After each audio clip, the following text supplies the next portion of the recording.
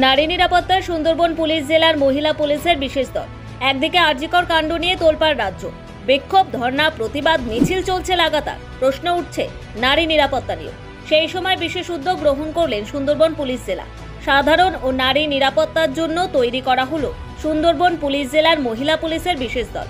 বুধবার এই মহিলা পুলিশের বিশেষ দলকে মন্দিরবাজার সহ কুলপির বিভিন্ন এলাকায় টহল দিতে দেখা গেছে।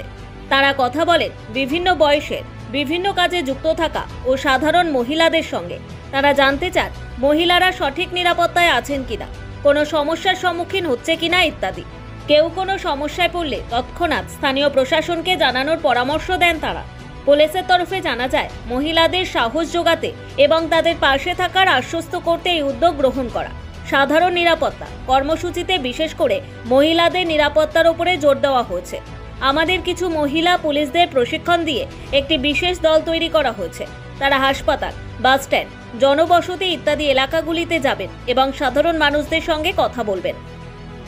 এই কর্মসূচি লাগাতার চলবে বলে জানান সুন্দরবন পুলিশ সুপার কোটেশ্বর রাও।